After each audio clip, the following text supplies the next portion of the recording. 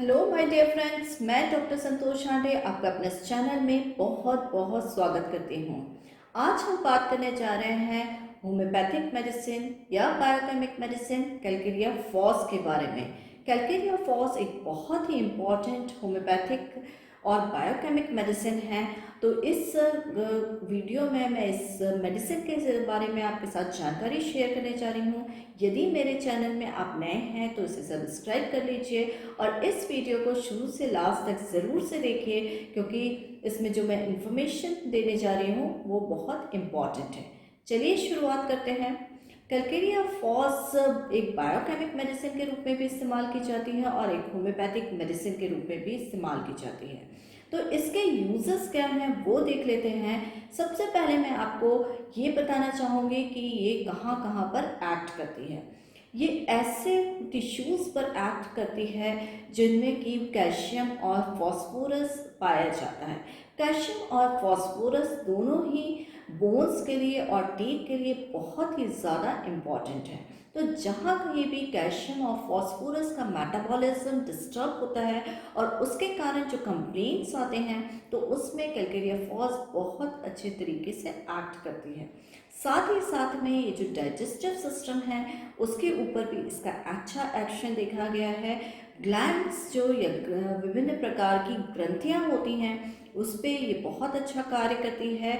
और साथ ही साथ में ये ऐसे एज के लोगों पर काम करती है जो बहुत ही ज़्यादा इम्पॉर्टेंट है और वो है बच्चे। तो इस प्रकार से हमने देखा कैलकेरिया फॉस का उपयोग हम कहाँ कहाँ पर किन ऑर्गन्स पर बेसिकली देख सकते हैं। तो चलिए हम देख लेते हैं इसके विभिन्न प्रकार के सिम्टम्स क्या हैं जिसके आधार पे ये मेडिसिन दी जा सकती है। तो सबसे पहले जैसे कि मैंने आपको बताया कि ये जो बोन्स और टीथ होते हैं उसके ऊपर बहुत अच्छा काम करती है और स्पेशली जो बच्चों में होने वाले टीथ और बोन से रिलेटेड प्रॉब्लम्स होते हैं उनमें कार्य करती है। इनमें बेसिकली ये रिकेट्स के लिए बहुत अच्छी मेडिसिन है। रिकेट्स बच्चों में विटामिन डी की वजह से होने वाली डिफिशिएंसीज के कारण जो प्रॉब्लम्स आती हैं, जैसे कि जो लंबी बोन्स होती हैं, पैरों की जो बोन्स होती हैं वो मुड़ जाती हैं, या हाथ की जो लंबी बोन्स होती हैं रेडियस अल्ला ये जो है उनमें भी कर्वेचर आ जाता है। कई बार ऐसा देखा गया है ये जो कर्वेचर है वो स्पाइन में भी आ जाता है, क्योंकि विटामिन डी की कमी की वजह से कैल्शियम और फॉस्फोरस का एब्जॉर्प्शन प्रॉपर नहीं हो पाता और उसकी कारण से विभिन्न प्रकार की बोन्स की या हड्डियों की डिफॉर्मिटीज़ पैदा हो जाती हैं। और विशेषकर ये नोटिसेबल बच्चों में है, क्योंकि बच्चों में इसका असर डायरेक्टली पड़ता है, जैसे कि वो ठीक समय पर चल नहीं पाते, यानी कि उनका जो वॉकिंग है वो डिलेड होता है। यानी कई बार हमारे पास पेशेंट्स आते हैं, बच्चों को लेके आते हैं और वो कहते हैं कि 2 साल का बच्चा हो गया है फिर भी ये ठीक से खड़ा नहीं हो पाता या चल नहीं पाता, तो हमें इसको बारे में ज़रूर से सोचना चाहिए। फिर दूसरी जो कंडीशन होती है कि ये जो पेशेंट्स होते हैं इनमें ग्लैंड्स के लिए अफेक्शन पाया जाता है।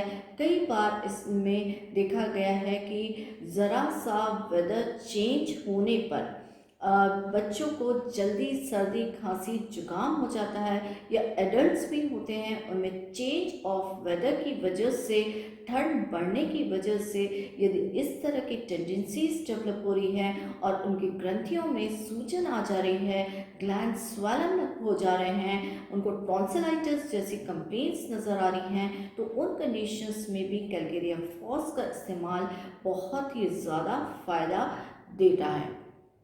अगर हम इसके कॉन्स्टिट्यूशनल फीचर्स की बात करें तो ये जो हैं वो चिली पेशेंट्स हैं, यानी कि इनको ठंड बहुत ज़्यादा लगती है। इस कैटेगरी में और दूसरे कंटेक्स्ट में भी हम इसको कंपेयर करते हैं कैलकेरिया कार्प से। कैलकेरिया कार्प भी जो है वो चिली पेशेंट्स के लिए है। दोनों ही मेडिसिन ग्लैंड्स के ऊपर एक्ट करती है।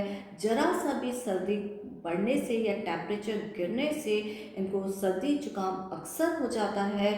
बच्चों के केसेस में बोन्स का अफेक्शंस जब होते हैं तो उनमें भी दोनों ही मेडिसिन को यूज़ किया जाता है। बट इसमें जो है ज़्यादातर देखा गया है कैलकेरिया फॉस में कि जो बच्चे होते हैं वो दुबले पतले कमज़ोर होते हैं। उनका जो पेट है वो या तो संकन होता है और उसके जो मसल्स होते हैं वो लूज होते हैं। कैलकेरिया कार्प में भी इसी तरह के फीचर्स आते हैं। बच्चा जो है वो फैटी साइड में हो सकता है या फिर कई बार माल न्यूट्रिशन होने की वजह से ये भी दुबला पतला होता है। उसके एक्सट्रीमिटीज़ यानी कि हाथ पैर बहुत ही दुबले पतले होते हैं। पेट जो होता है वो सॉसर के जैसे बाहर की तरफ प्रोट्रूडेड होता है और दोनों ही मेडिसिन में जो पर्सपिरेशन यानी स्वेटिंग होती है वो बहुत ज़्यादा होती है। कैलकेरिया फॉस के दूसरे फीचर्स की तरह हम जाते हैं तो हमें देखने को मिलता है क्रेविंग यानी तीव्र इच्छा। तो इसके जो रोगी होते हैं चाहे वो बच्चे हैं या बड़े हैं तो उनमें सॉल्टेड मीट के लिए या स्मोक्ड यानी भुना हुआ जो मीट होता है तो उसके लिए बहुत ज़्यादा इच्छा होती है। तो ये इसकी स्पेसिफिक क्रेविंग है।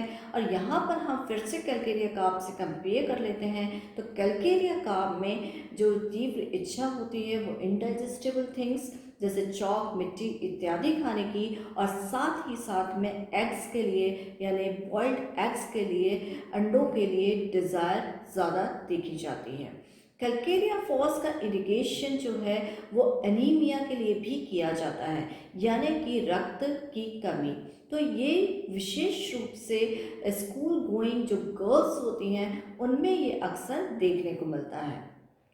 फिर साथ ही साथ में ये जो बच्चे होते हैं इनमें पीविशनेस यानी कि चिड़चिड़ापन भी प्रायः दिखाई देता है। ये बहुत ज़्यादा इरिटेबल होते हैं जिनको कि ठंड बहुत ज़्यादा लगती है। चेंज ऑफ वेदर में विशेष रूप से बीमारियां इनमें हो जाती हैं तो ऐसी कंडीशंस में इसको दिया जाता है। डाइजेस्टिव ट्रबल जैसे कि मैंने बताया था आपको कि डाइजेस्टिव ऑर्गन्स पे भी ये एक्ट करती है तो डाइजेशन पे इसका बहुत है कि गैस फॉर्मेशन इसमें देखा जाता है।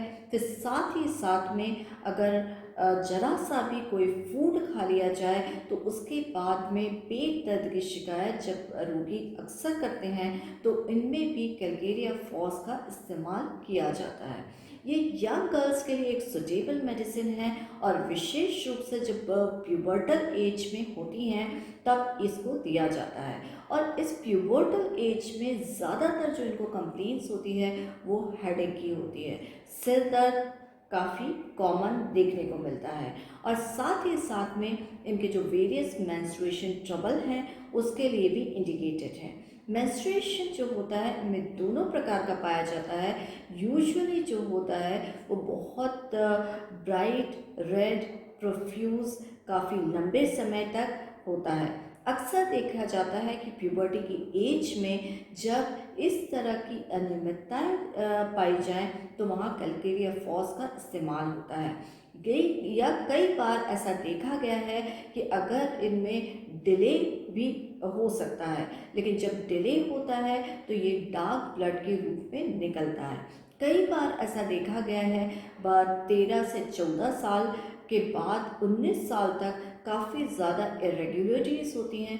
कई बार प्रोफ्यूज मेंसेस हो जाता है और कई बार अमेनोरिया यानी नो मेंसेस भी देखा गया है कि 2-2 3-3 महीने तक नहीं पीरियड्स आते हैं। तो इन कंडीशंस में कैलकेरिया फॉस का इस्तेमाल काफ़ी ज़्यादा हेल्पफुल होता है। लेकिन ध्यान रखिए इसमें आप कॉन्स्टिट्यूशन को बहुत ध्यान से देख लीजिए क्योंकि कैलकेरिया फॉस ज़्यादा सुटेबल है ऐसे लीन थिन इमेशिएटेड लोगों में जो अपनी एज से काफ़ी ज़्यादा लंबे दिखाई देते हैं।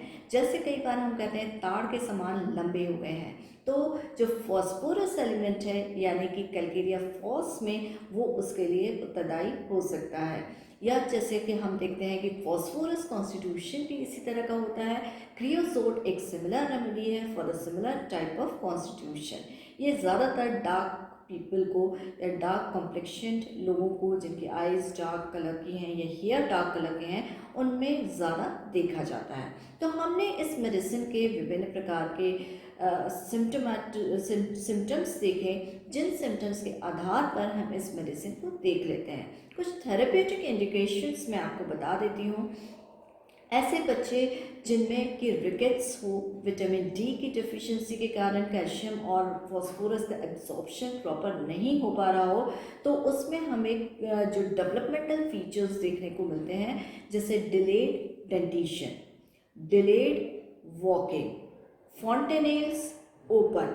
फॉन्टेनेल्स एक स्पेस होता है, सॉफ्ट स्पेस होता है जो बच्चों के सिर के ऊपर वाले पार्ट में और पीछे वाले पार्ट में देखा जाता है। ये छोटे बच्चे होते हैं तो जहाँ स्कल बोन्स के जुड़ाव की जगह पर एक सॉफ्ट स्पेस देखा जाता है। और जैसे जैसे बच्चा बड़ा होता है तो 1.5 साल की उम्र में ये टोटली क्लोज हो जाता है। लेकिन अगर ये क्लोज नहीं हो रहा है तो इसका मतलब है कि उसके माइलस्टोन डिलेड हैं, पर्टिकुलरली फॉन्टेनेल्स के कंटेक्स्ट में। तो इसे डेवलपमेंट से देखा जाता है।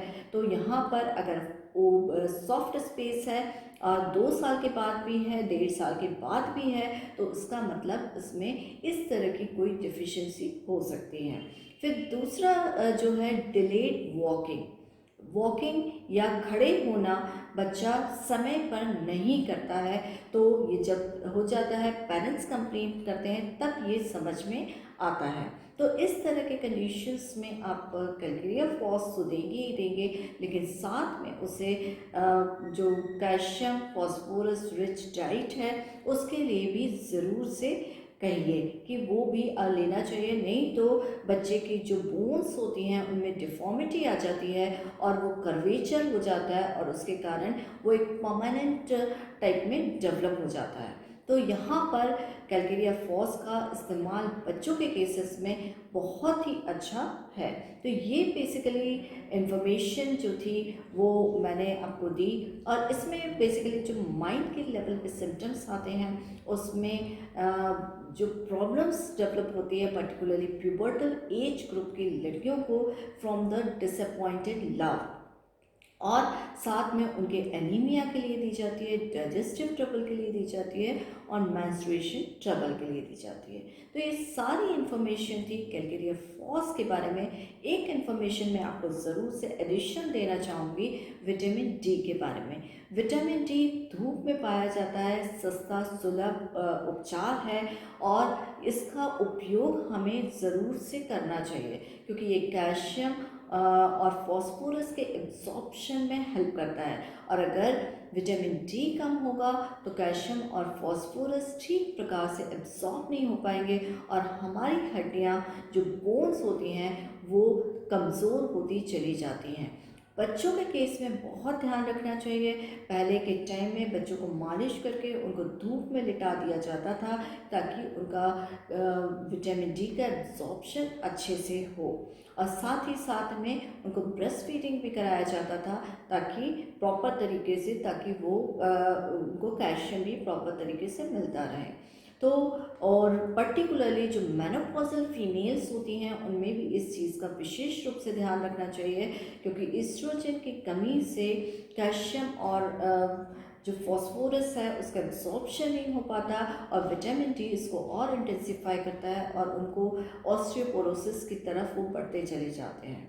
तो भरपूर विटामिन डी लीजिए, धूप का सेवन करिए, सुबह की गुनगुनी धूप को ज़रूर से लीजिए। इसी के साथ यदि आपको ये इन्फॉर्मेशन पसंद आई होगी तो प्लीज़ इसे शेयर करिए, लाइक करिए, बेल आइकन पर ज़रूर से प्रेस करिए ताकि मेरे आगे आने वाले वीडियोस का नोटिफिकेशन मिल सके।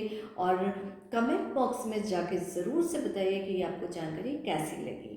इस मेडिसिन का लिंक मैंने अपने डिस्क्रिप्शन बॉक्स में दे दिया है और ये कहीं पर भी आपको इजीली अवेलेबल हो जाएगी। Thank you.